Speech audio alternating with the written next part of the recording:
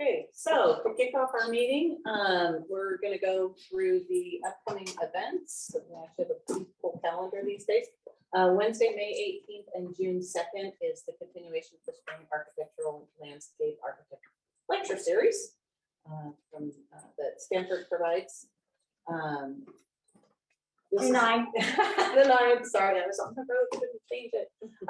This in the last 11th hour has changed to June 9th. So we'll update that on the website, make sure that you have the correct information for that, but that's 12 to 1 p.m. CRAN is providing a learning unit for integrated lighting design for that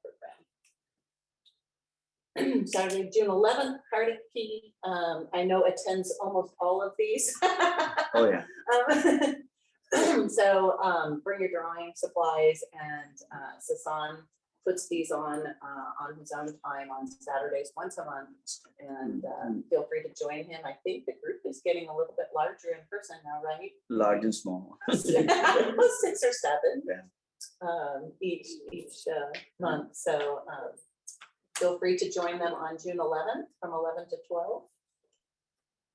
We have a save the date and start reading. This is Closing the Confidence Gap. It will be June 23rd. From 5:30 to 6:30, and there's some reading in advance of that, so you can find that information on the website. And Silicon Valley Home Tours, Jennifer Kretschmer, take a bow. Amy, we help you with that. We're hoping recruiting some volunteers. If anyone would like to help day up, we always need docents. We'll be looking for people that can help with those homes. We have some beautiful homes chosen, and so it's going to be another great home tours. That's July 9th, and details are going to be coming out pretty quickly now. And just as a side note, we'll also be announcing that the June meeting will be Meet the Architects.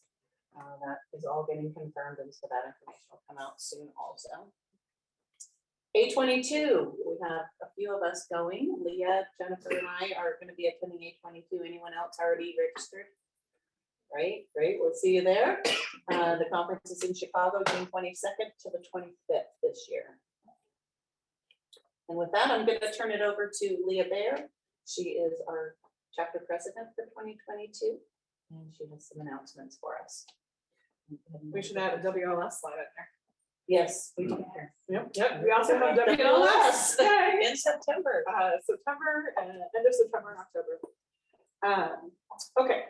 So just a quick acknowledgement of our sustainable partners, and thanks to our premier sponsors, Earthbound Homes and Luso.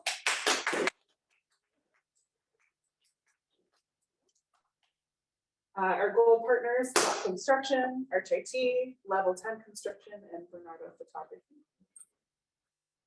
Hello, join us. Thank you to our silver sponsors, AWV presented by Greek System, ZFA Structural Engineers, CETA, CAW, and Lionakis. And we also want to continue to welcome people who are interested in volunteering and taking on leadership to please reach out to Chris and I. We still continue to have great opportunities to step up on multiple committees. In particular, anyone who's interested in design awards, that is a really exciting opportunity, and we love someone who's passionate about that to contact us and let us know. We've had people reaching out, and so we really want to start building some steam around that committee. Okay, and with that, we will start the content of our meeting, which is the Adaptive Reuse Legacy in the Monterey region, the other Bay Area. Oh, no. We don't have a speaker. Oh, and we're done. Okay. And we will welcome our speaker to kick that off. Thank you so much. Well, good evening, everybody. I think I've met most of you. And let me know if you can't hear me in the back, but my name's Christopher Barlow. I'm a principal at WRD Architects. It's actually Wall, Brunke, and Dost Architects, but that's a mouthful, so we just stick with the 3 letters. And what I want to talk about today is just some things I've learned as a principal and architect working in Monterey. True story. The true fact is, I'm a carpetbagger. I'm a Bay Area brat. It's nice to be back here. but I moved to Monterey Bay area about 13, 14 years ago, and was lucky enough to take over as one of the principals at a multidisciplinary firm. But the real focus we have is on commercial construction, historic construction. Monterey Bay is largely a lot of residential architects working in Pebble Beach, which is a wonderful thing to do, or Big Sur. The firm I work with really focuses more on civic, commercial, public architecture.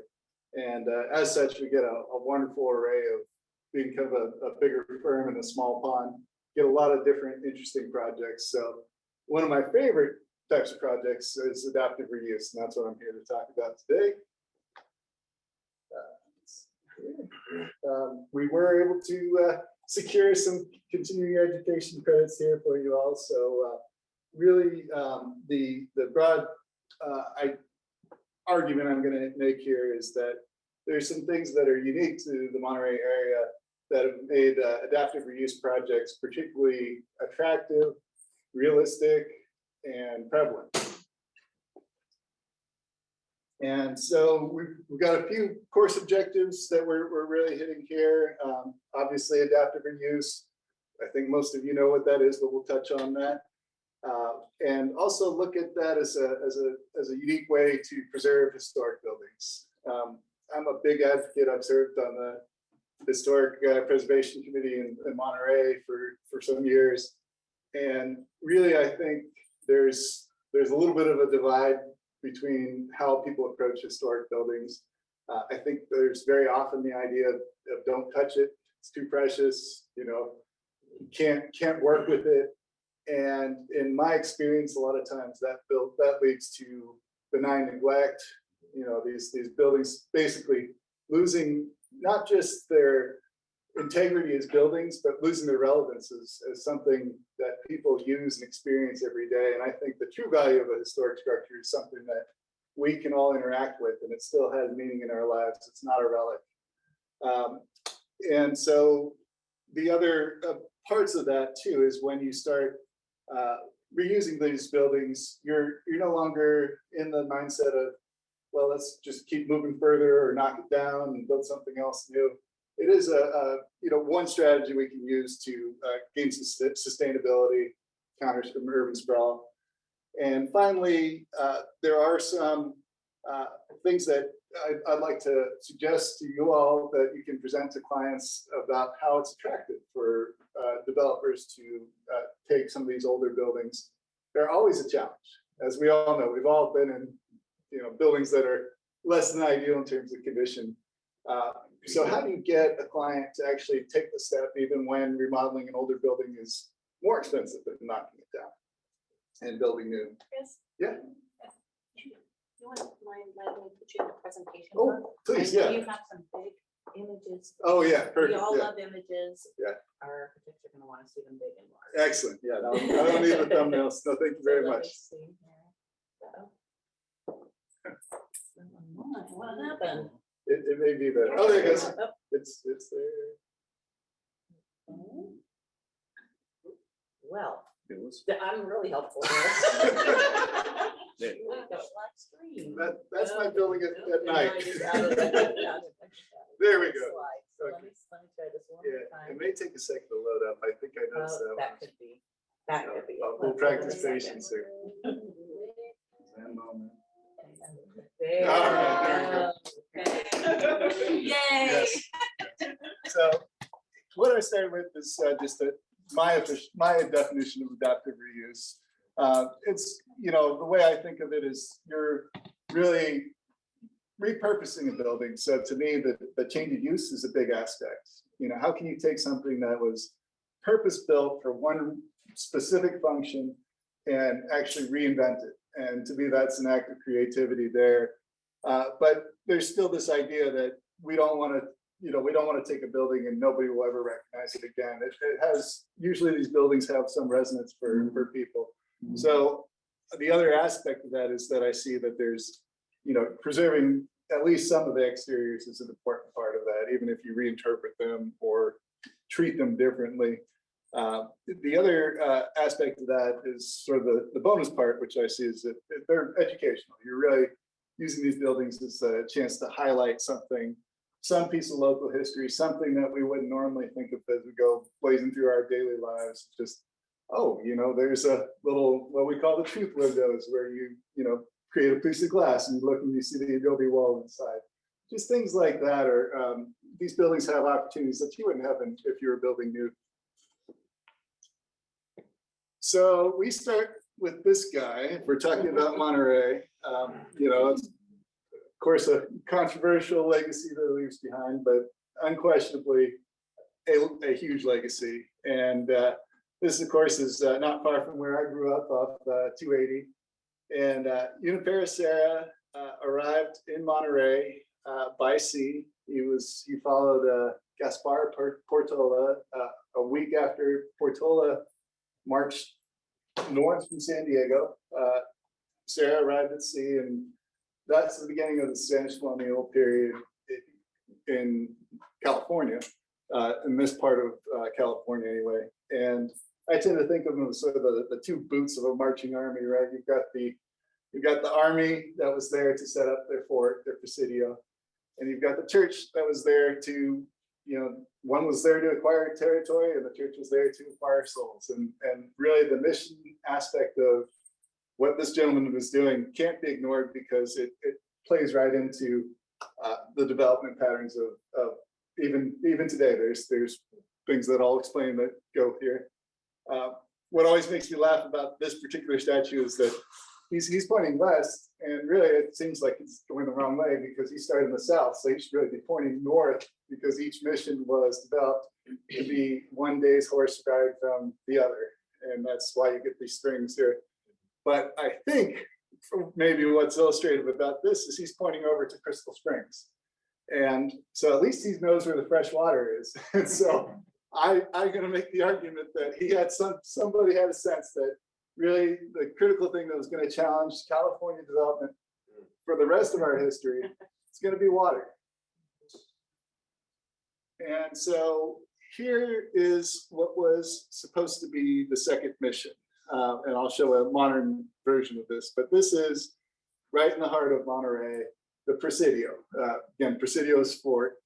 And the second intended mission is located right on the left here. It was a structure that he built basically with upright logs, plastered them with mud, put a thatch roof on it. Not anything like what we think of as missions today, but it was early in his building career. And that worked for some time, but as I mentioned, he was there as a mission, and the mission is the specific function to indoctrinate the native Californians, whether they wanted it or not, and convert them. And so to do that, you needed to concentrate large numbers of people in a small place. To do that, you need agriculture. And he found out what pretty much everybody finds out in Monterey at some point: there's no water.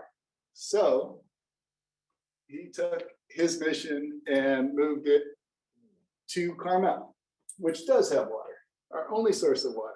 And so the Monterey County is somewhat unique in California that we don't have any water that comes from outside the county. So no, big dams or anything that's coming from Sierra snowpack. We've had to struggle with all the water that actually lands in the county.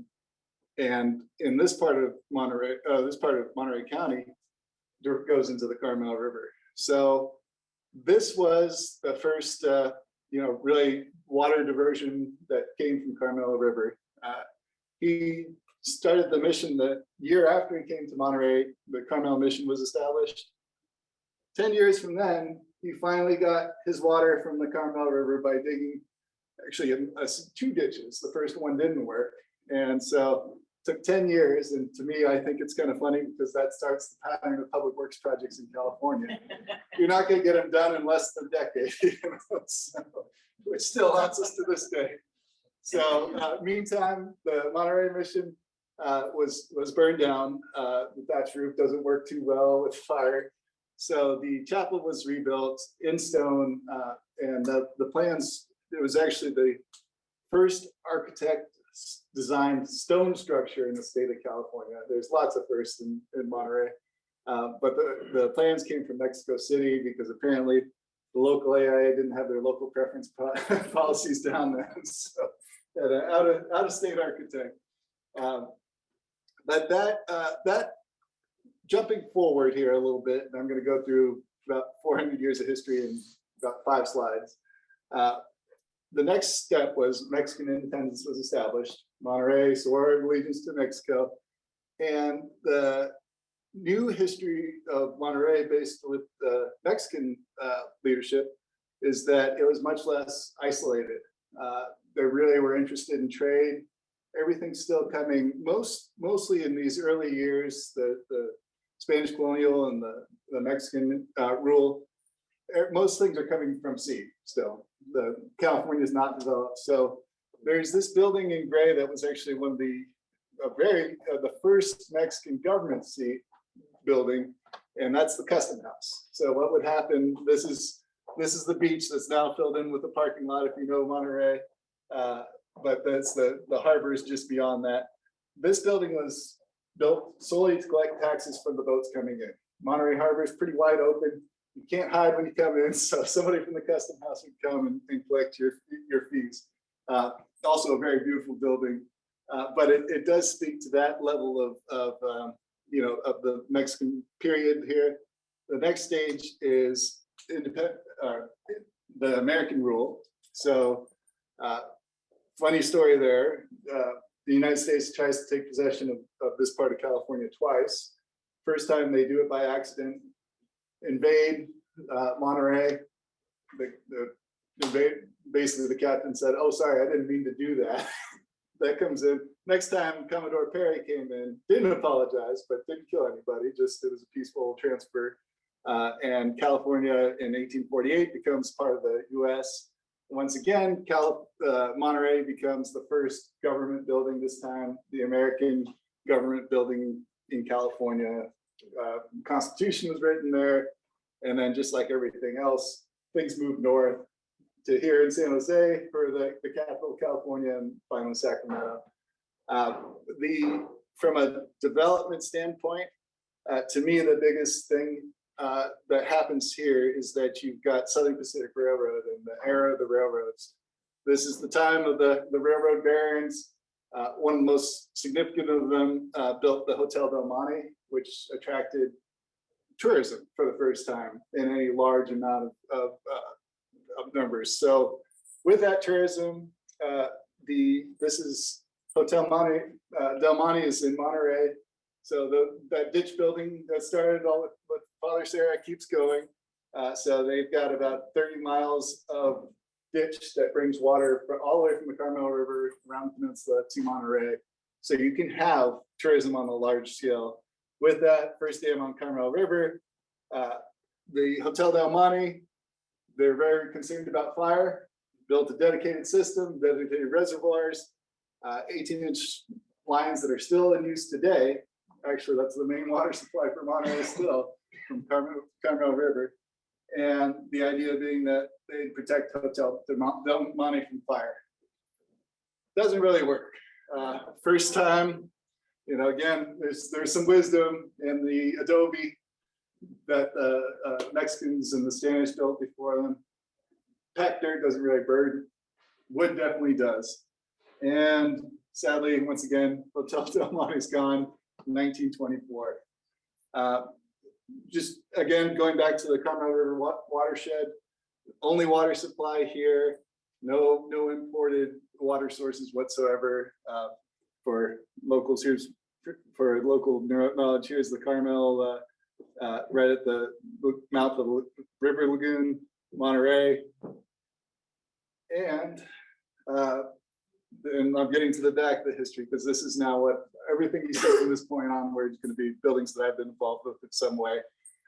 Long and sad story, but basically Carmel River's overpumped, which starts a long history of water restrictions in Monterey, which we deal with on a day-to-day basis. So I'm going to start with a case study and kind of explain how crazy it is to deal with some of the water restrictions.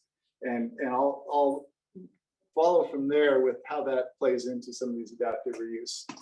So we've got a project here. I'll start small. This is a existing space that we did on the wharf. It sits not too far from that custom house that I showed you. This is on the old Monterey Pier. The space sitting here, little balcony out here, right over the ocean. Beautiful little spot, but it didn't start that way. So this is what the space looked like when we got to it. What was significant about this space is we had to do just a little coffee shop, but we're doing this in Monterey, so there's not enough water. Talked to the water district. They said, what we need to do in order to build this out, just a small coffee shop, it's a higher water use than the retail use that was there before it. So in pretty much any project in Monterey Peninsula, you start doing water calculus. You've got square feet, you've got a certain amount of water that you're entitled to for the square feet. It didn't pass with this one. However, we knew that this building, this space, and here's it in its finished area, right on this balcony that I mentioned earlier, there's an old rig where they used to actually pull fish out. This was originally a commercial pier, so this is a fish processing space. Believe it or not, in the water credits, there's a fish processing line item that allows extra credits. So the fact that you needed a lot of water to wash out all those fish guts means that I might have a shot at making this coffee shop work for this great client that we had. And so the real story came down to Mr. DiGirolamo here, who's one of from one of these very storied Italian Sicilian families. There's probably maybe 24 Sicilian families that are you still have the full lineage of folks. They never moved. Big part of the history was the local Sicilians, the amazing fishing that they did and still do to this day. So we knew that he was working there, and this is actually based on a photograph from him on that same deck that I was talking about, pulling this fish out. But what we had to prove was that space was still being used as a wholesale fish processing area in 1985, which is when the first cease and desist order hit the river, the Carmel River. So everything on Monterey Peninsula basically got frozen in 1985. So this is where it gets, if you like research, it's fun. Anybody else would probably drive me crazy, but there's literally a history room in Monterey Public Library. So you go and find the address, do a reverse look up. I found the business, brought that to the water district, said, oh, here it is. It says 1985 phone book, wholesale fish supplies. They're like, well, we don't know. You have to prove it. So the client finally got engaged, found a photographer who did a little tour book of Monterey, happened to have, not in the book, but in his photo negatives, his old slides, had this picture here. And right there, it says Monterey Seafood. And we have the date on the slide of 1985. District said, fine, you can have your water. So, of course, we were almost done with the project. So here it is today, just lovely little space looking out on that same ocean that's seen so much history right in the Monterey Bay. And again, another shot of that. Just to the left here was that structure that I was talking about. That is the crane to pull the fish off the boats there. Wonderful space. So something that also affects Monterey. So that's water. That's the kind of what I call the way that things are frozen. Everything's stuck with 1985. There's only a certain amount of water we get to deal with. So when you go and first thing that I ask every client is, what's your water look like? When they have a lot, when they have any kind of building, I need to know those water credits. I go back to the water district, crazy stuff. Only in Monterey, but it might be all of California soon. Who knows the way things are going. But that helps actually preserve spaces because there's an inherent value in any building that was around before 1985, regardless of the quality of building. And so that, to me, is actually something that helps keep some of these buildings around And it's also the reason why everybody thinks they can get a lot in Pacific Grove and build on it, and they can't. So I have to explain that too. Oh yeah, the vacant lot's not, you can buy it, but you can't do anything with it. The other thing that Monterey has that's sort of interesting is you have these periods of development followed by stagnation. And so in the missions, you've had, you know, these amazing missions, you know, densely populated, and then they turned to ruins. You know, by the time the American, you know, domination of Monterey began, most of the missions were falling apart. It took somebody to go and restore those to get them back to where they are today.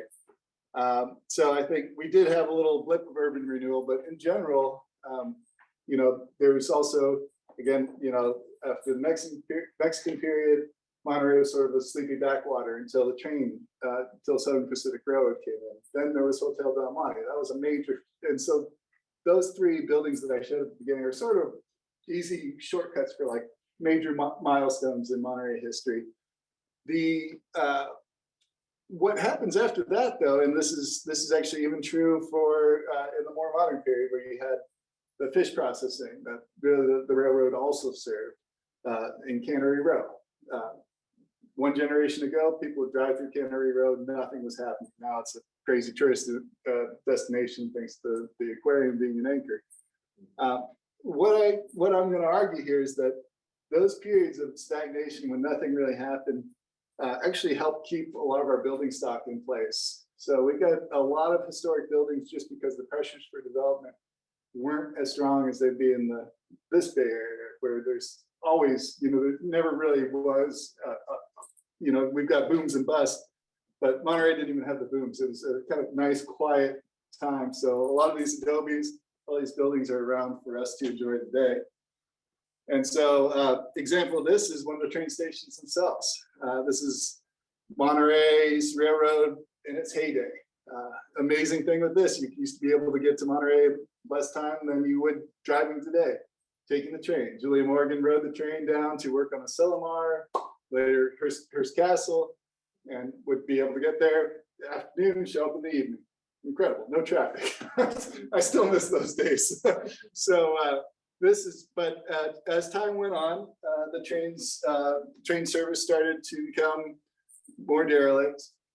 The rail line finally got ripped out and had its own adaptive reuse, where rail line turned into what's known as the rec trail today. Amazing thing. I use it every day to get to work. I ride my bike. I've got a great life.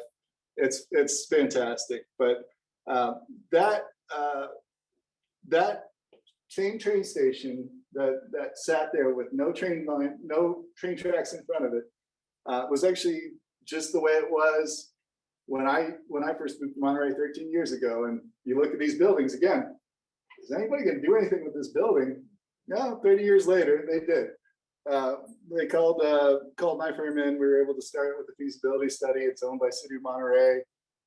They're the only ones the cities are the only ones that can actually move water around. So we actually did have the ability to do something in that train station. So it had a few runs. So here's the waning of the train station. You can see it's gone down from 2 stories to 1 story hidden behind the locomotive there.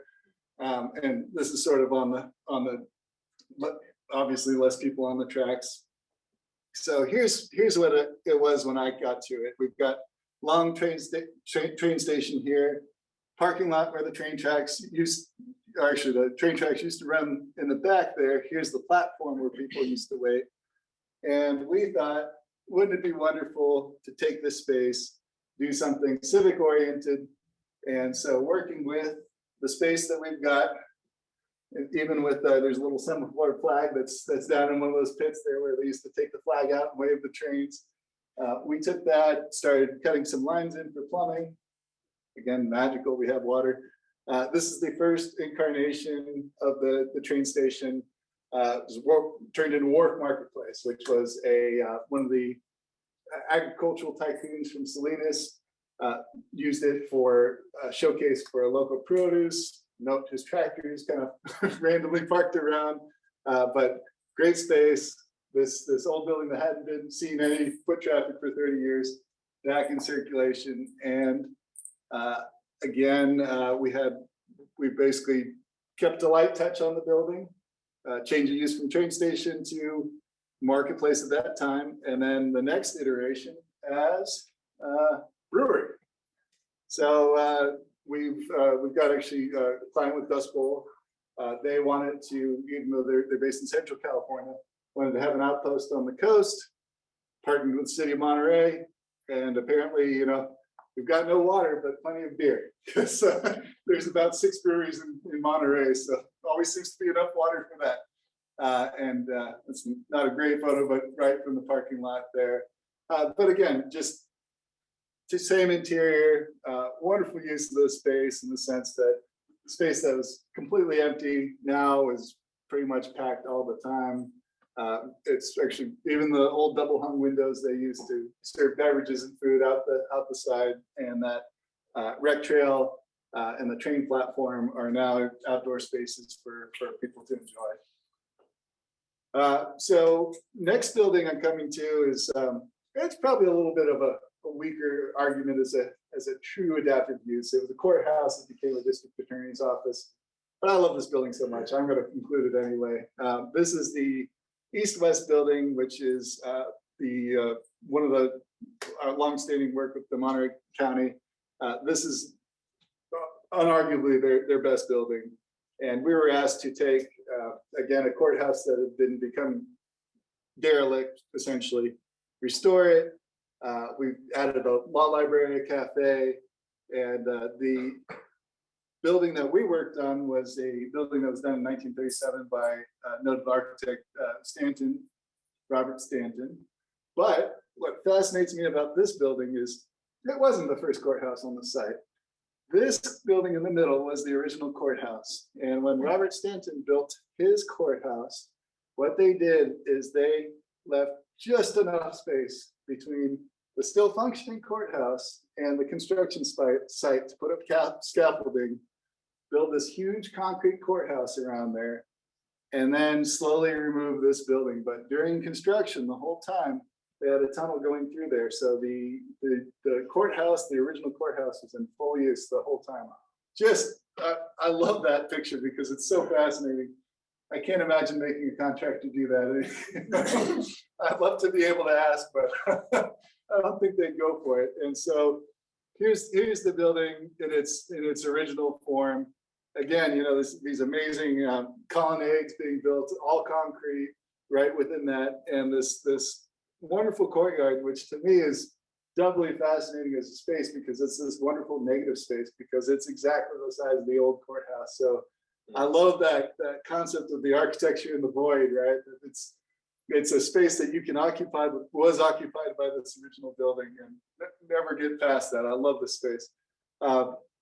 Original artwork done by a noted artist, Joe Mora, working in partnership with Stanton. Our firm came in, basically, you know, restored pretty much everything on the building, steel windows. Plan is essentially a lot of new work being done to repurpose the building for the district attorney. Restoration of one of the key little figurines that Joe Mora put up on the buildings, and we were able to obviously clean that up, restore this artwork, and it's just a wonderful. It's really a pride of Monterey County, and it's really amazing that we were able to get that opportunity. So lots of, again, cleaned up the colonnades here, very carefully inserted a sky bridge between the existing spaces so that the 2-story, I believe it's the east wing, was connected with the 3-story west wing. And here's a view of the inside of that sky bridge as you walk between the two buildings. And a lot of, we were able to restore a lot of the original pieces on the interiors as well. So this is that kind of sense of keeping the history of the building even as you reuse it here. BA space here. And this next one I'm going to blaze through because it's frankly not as pretty a building. It's another government building, but I wanted to throw this in here because there is this concept of adaptive reuse. Is it a green way to approach things? Is it sustainable? And I'll tell you right off the bat that really a lot of these older buildings, when you try to heat and condition them, it's like heating a paper bag. I mean, you'll never get the energy performance out of these buildings that you would for a new building. But there's another aspect to that, which is obviously cultural history, relevance, and in the case I'm going to go through here, just the idea of the embodied energy of these buildings. Obviously, there's no denying that it's easier it's easier on the earth to not pull all the resources to build a brand new building that replaces something that was pretty much just like the one you just knocked down. So in this case, the county had the opportunity to purchase an old call center, huge Capital One building, about 250,000 square feet, 25 acres. And, you know, it's not a wonderful building, not my favorite, but it was a civics lesson. Really, this was, we didn't touch the exterior, barely built any interior walls, but kind of an interesting project. Had all these old casework, so even the interiors of the building inherited tons of ugly old cubicles, kept about half of them, reconfigured them. So these poor folks that were originally in this call center with these little corrals, we basically take a couple of them, create some more spacious space, but still get parts, working with the same things, no new purchases. County inherited all kinds of, you know, tractors and forklifts, and they loved it. We're able to consolidate a lot of spaces. So here's the original casework, reused, reconfigured, different county seats, amazing civics lesson. You learn, anybody that thinks government doesn't have a role in their lives, you really learn talking to all these departments, everything from birth to death to what happens to your stuff after you die. There's some department for it. And so kind of a fascinating thing for me to learn that. Building departments, because unfortunately we still need those. So we redid the building department. And I wanted to take that, and just as a counterpoint, this next one's not going to be an adaptive reuse. This is a new building that we did for Mid-Penn, senior housing. But I wanted to touch on just another aspect of it is speed. The Capital One building, the county was able to move into there in a matter of years. This building, City of Monterey purchased 3 single lots basically. And we got a wonderful project, but it took 16 years, you know, from inception to fundraising to all the HUD grants that were required. Just wonderful project, but we can't solve the housing crisis that way. You know, it's really kind of astonishing to me. So this is, again, new build, senior housing, but I thought it would just be kind of an interesting counterpoint to see kind of, you know, especially with the nonprofit government project, these things really do take a long time. So there is a value to, before we build new, even though I love to build new, let's look what's out there and see if there's something that we can do a little faster, because just having a building that doesn't require environmental impact reports, all kinds of things like that, really is something that we should all consider if we want to see these buildings done in our lifetime. So example of that, Holman building is actually a famous building. It's the old Holman department store in Pacific Grove, one of the few tall buildings in Pacific Grove, built in 1918. John Steinbeck talks about it. There used to be for a promotional thing, they had a guy in ice skates kind of go up on the roof and just sort of like you see the guys with, you know, dressed in pickles or waving signs or whatever. That was the role for the Holman department store, and that makes a mention in Steinbeck's books. And of course, anything in Monterey, you're going to hear tons about Steinbeck. But in 2015, we had a client that purchased it, and you know, not light speed. This was a heavy structural job. We basically had to add floor units in there. We were able to complete it in 4 years, but still beats the speed of the new build that we had on that. But here's the Holman's department store, postcard view back in the day. Again, a view a little more contemporary. This is probably around 10 years ago. And here is the building today. This is housing now. So it was a complete again, water had a role to play here. We had enough water from, they had some extra meters. So this is one of those rare cases where we're able to intensify the use. But now they've got about, each unit in here goes for about $1 million each. I hear it's very popular with divorced dads. Luckily don't know, but that's apparently the market. So housing in Monterey now, just through the roof, just crazy. So you can see the unit layouts here, but very fun project to work with there. And then this last one, I'll kind of talk about because it touches on a little bit of each one of these things. This is near and dear to me. I've actually worked on it for 2 separate clients, but this is the old Union Ice Factory. So I'll start with the trains and water.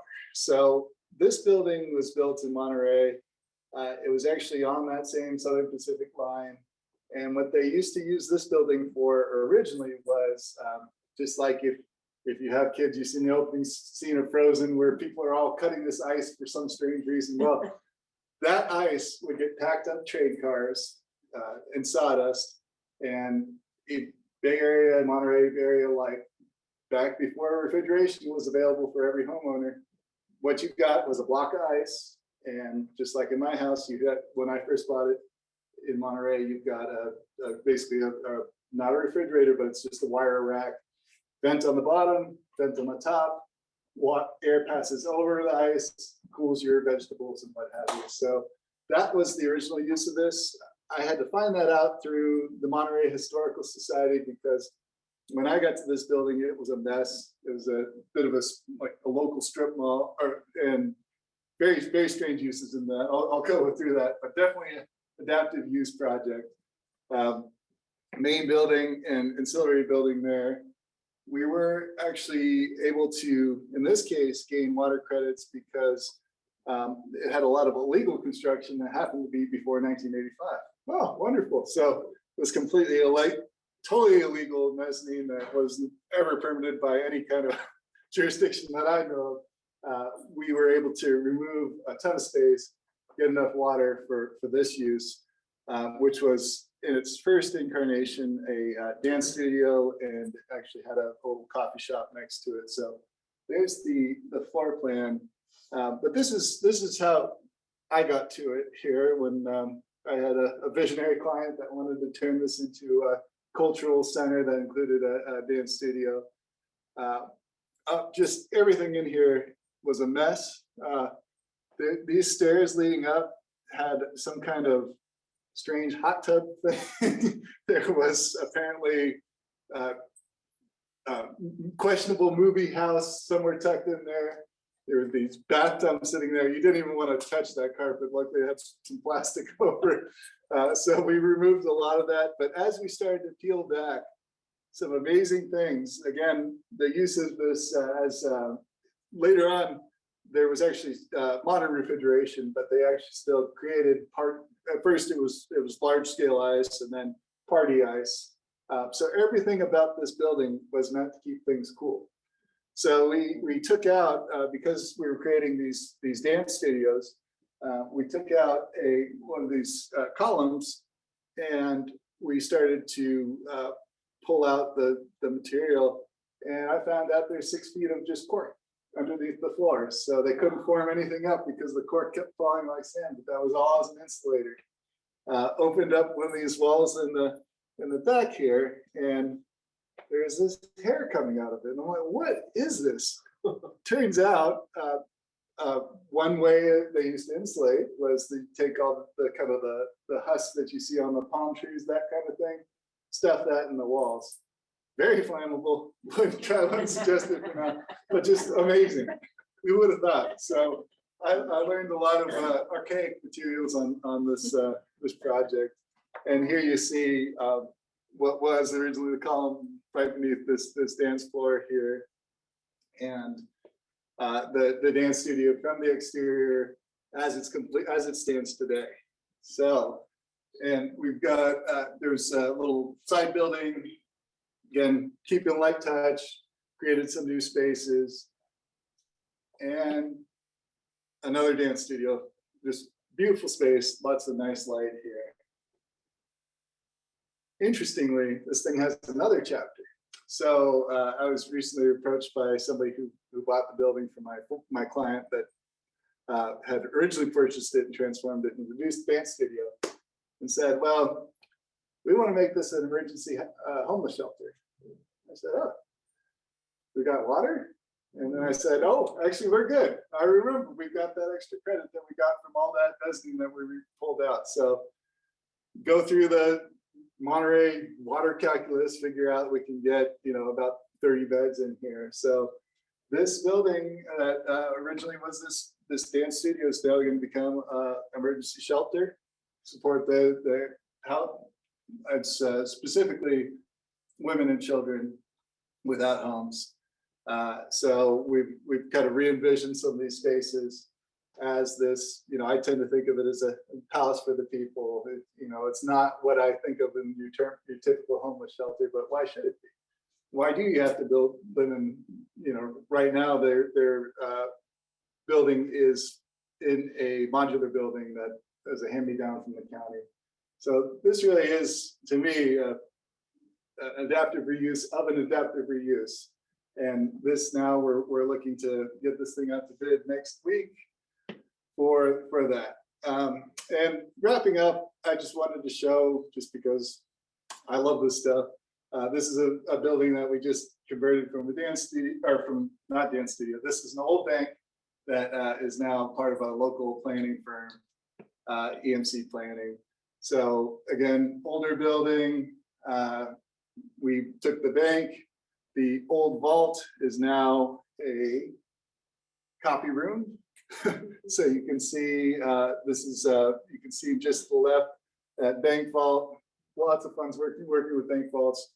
Try to cut a hole in them, and you'll get a chunk of concrete about 12 feet deep or 12 inches deep.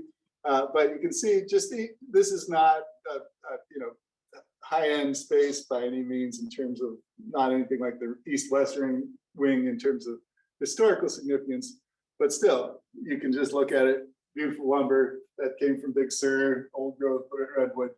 You can't get that kind of thing again. So little spaces like this is before and after. And again, even just the quality of the wood there. This is just another project that we do. We kind of churn these out every day, but there's always something in the older buildings that you can really bring out some joy. And that's how I want to end the talk today. So again, adaptive reuse, the idea of bringing this new use to an existing space. One of my favorite ways to do historic preservation. Doesn't mean that you can't touch it. Means that you can use it and hopefully love it. And our experience across the board really has been that the users love these buildings. The community really embraces them. Everybody, I think is on board with adaptive reuse, and it's never a hard thing to make. Projects that would take, there's another 3-letter firm that I remember hearing about when they finished the master plan for a large swath of neighborhood in San Francisco. They said, well, we've actually done 2 cities in China in the time it took to do this. And I think, well, that's not necessarily a good thing. I think it really is, it's not always the easiest, but it's really beneficial to take stock of your existing buildings, look out there, see what's possible. And as long as you got your water. So I think in Monterey, especially, there's been some factors that have really made that possible. But I think those, just the lessons from that really can be used anywhere. And with that, I'd love to take any questions.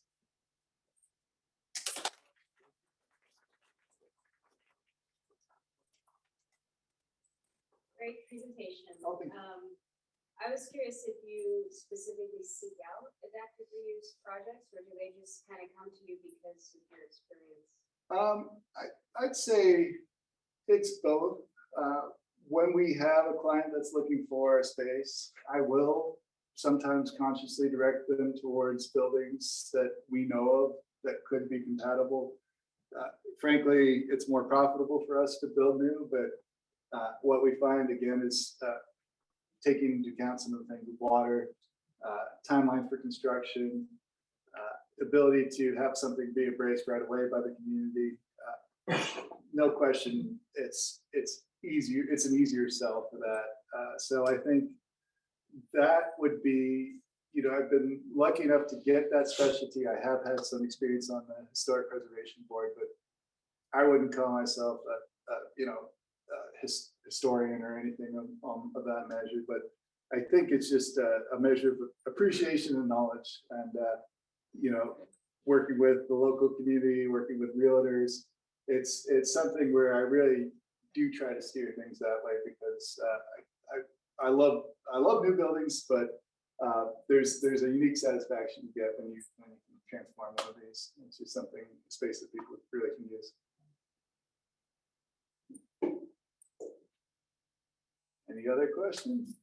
And I don't know if you take, is there anybody online that pops up with these? Oh, yeah. This is our first hybrid meeting. Our Gotta get first through true that. hybrid. And we'll open the floor up here. If anyone has a question, you can put it in the chat. I have one more question. Oh, What sure. do you do to stay educated on adaptive reuse and historic building codes? I think really it's research. I mean, we're lucky enough in my area that I know probably about 4 or 5 official historians that I can call and ask. And a lot of times I'll ask, hey, I want to do this to a building. Is that going too far? Is that taking out too much context? And so I think the combination, but even that's sort of the first pass, but to me, the research part is really important. That ice studio, I really had to dig to even find out about its.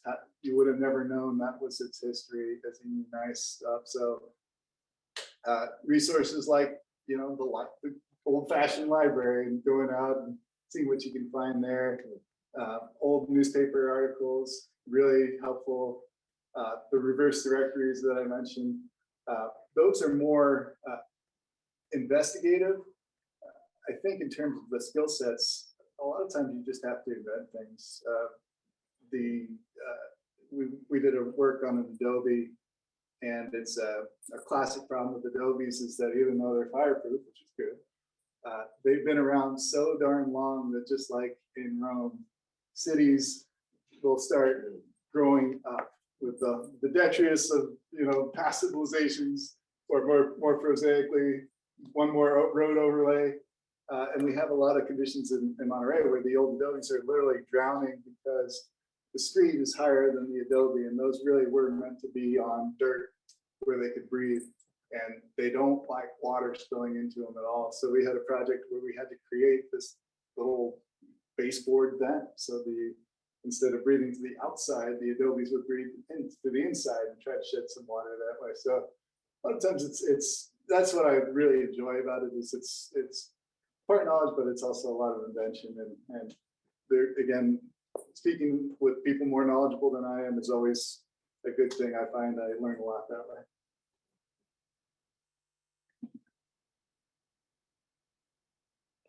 Nothing from our Zoom audience. All quiet on the digital front. Questions? Do you have any favorite adaptive reuse projects from the area that you can work on? But I think there was a barn in Santa Cruz that Fano and Hartman did on the UC Santa Cruz campus. I remember that one because I didn't win our local AIA award, but I saw their project and I'm like, that's okay. That's okay. But yeah, I think that would be one of them. Usually for me, I think there's also an Adobe. It's actually the next to the Trader Joe's when you drive into town. But there's it's the Cooper Malera project that was done by the National Historic Trust. Amazing project, just amazing. Took this whole, it's basically a block of Monterey. Took the old barns, the old gardens, and you know, and I don't mean this in any pejorative sense, but now it's a wedding factory. They've got this, it's actually where the local chapter of the AIA had their last awards presentation last year. But it's these beautiful barns that you can sit in, and they basically have functions in there. It's right in the heart of town. Beautiful. So yeah, I think, you know, I mean, I was a kid that always stopped and did go to all the missions when I was when we were driving south or north. So I have a natural affinity to those, but I think really any building that's in the center of a town like that is really the ones that I think I gravitate to from adaptive reuse. Well, I was gonna ask a question, but you sort of partially answered it. So maybe I'll ask another way. So the water restriction and all the allotment and all that is fascinating to me. Well, good. I was worried I put you all to sleep. Yeah, no, it's really fascinating. So I can see that is kind of a constraint as well as an opportunity for an architect to kind of address the kind of constraint. And with the ongoing severe drought, I'm just wondering what kind of opportunity this might offer you as an architect, and how you could see it, you know, being an architect and being able to build differently. Yeah, that's a good question. I think one thing I tend to look at is housing is the big crisis right now. So that's in our area and everywhere else, of course, but in our area, it's exacerbated by the water district issue, because you literally cannot set a new meter anywhere. So what I tend to look for is industrial shopping centers. I mean, even like a supermarket uses tons of water. It's shocking. So if I can find, it sounds prosaic, but if I can find a 3-inch water line going to a meter, I'm in heaven, because that means potentially I could, you know, create more residential units. And I'm sure you guys probably have a presentation on that sometime soon, but I think that's really the next frontier is how do we take our abandoned commercial spaces, which if you squint a little bit, aren't all that different than the situation we have in Monterey, right? You've got underused buildings that had some kind of value, but are significantly underused. And how do you use those to address a big problem that we've got now, and put families in them, and make it a you know, suitable for people to have, you know, grow up in those buildings. I think that's sort of our next big challenge. You didn't happen to be in the city council meeting last night, did you? Oh, I hope not, but I think I read, no, I read the agenda, yeah, Okay. yeah. And we did have something that there actually is that exact issue they're looking to, yeah. It's one of our projects. Oh, wonderful, So good. I'd love to pick your brain. Oh, yeah, I know that one well. Did you look at the water line when you first started? It's on the RFP, the city wants to build on it. I'm like, well, maybe not. Yeah, it's tricky. Yeah, I walk my dog around those buildings all the time, so I know pretty well. So we do have one Zoom question Okay. from Jason, one of our board directors. He said, how about more description about your firm, the makeup, number of staff?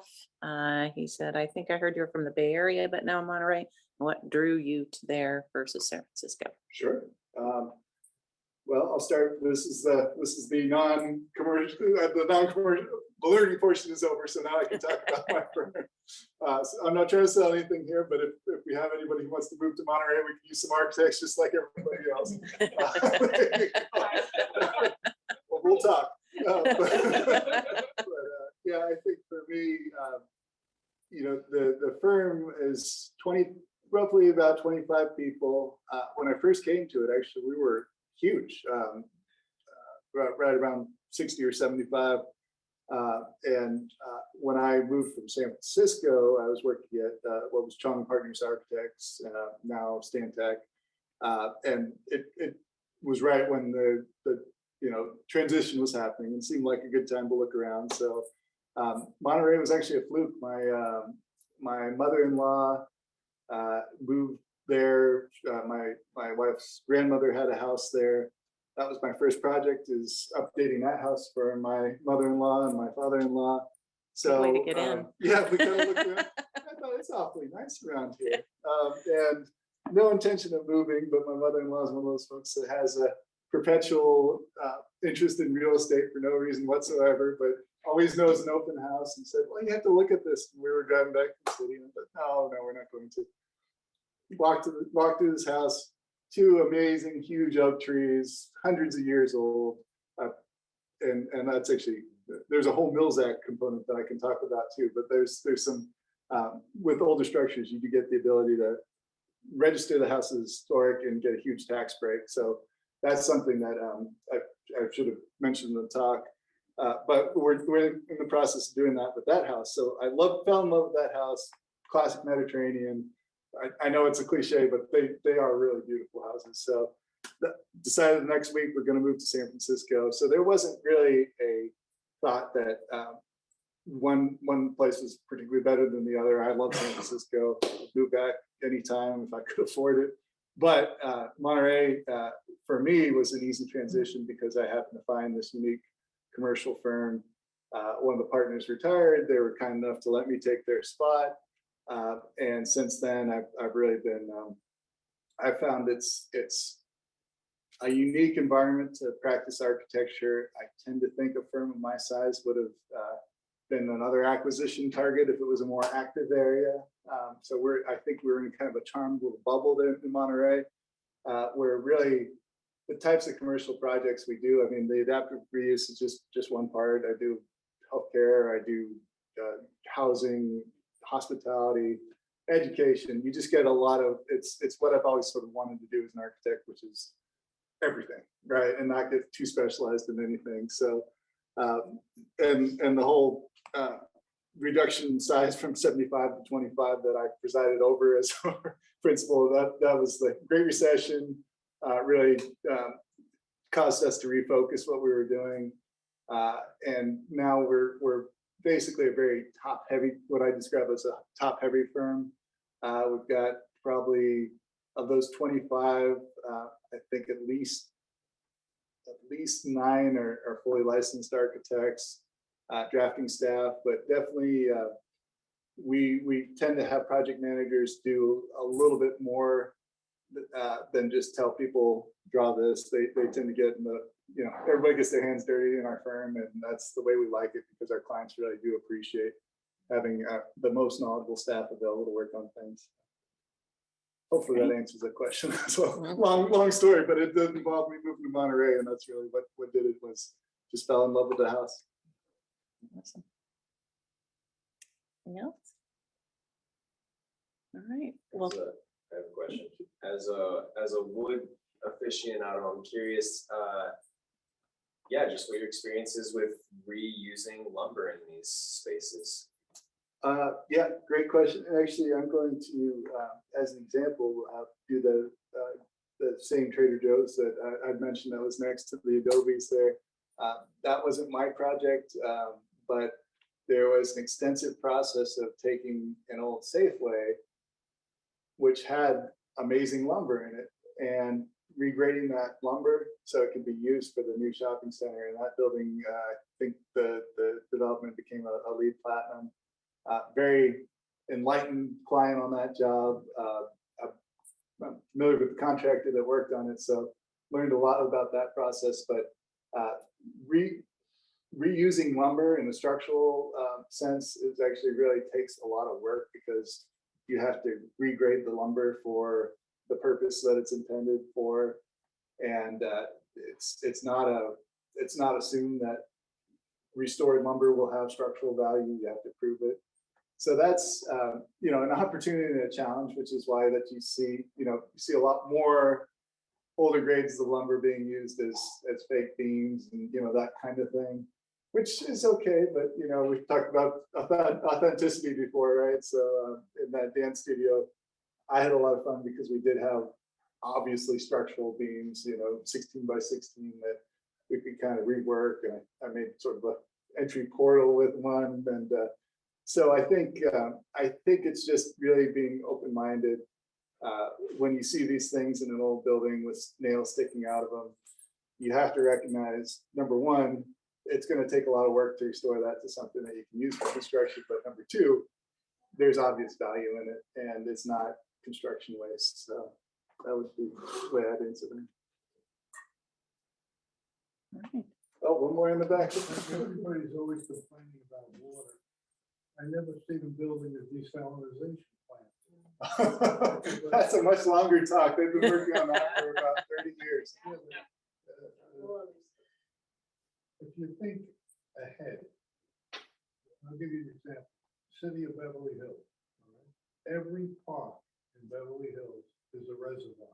Most people are not aware of that. Yeah. All right.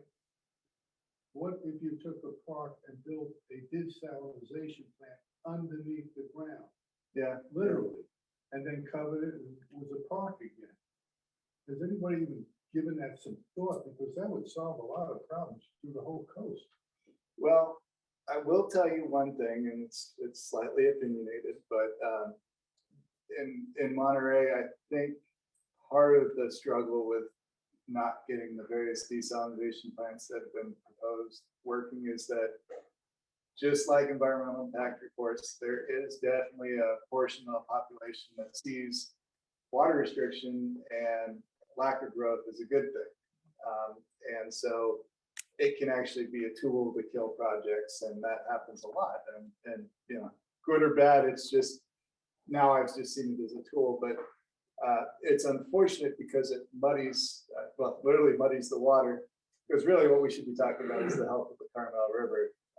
But what ends up happening is we talk about the use of water as a reason why somebody shouldn't build a house next to you, why that affordable housing project shouldn't go up. So there's it again, just like an environmental impact report would, you know, potentially hinder a project that even could be, you know, right in the middle of the city, you know, perfect place for development. It still gets used. So I think that's the problem is with water. There is a genuine problem, but it also gets used as a tool to kind of budget projects from happening. Yeah. So it's more politics than water, I think.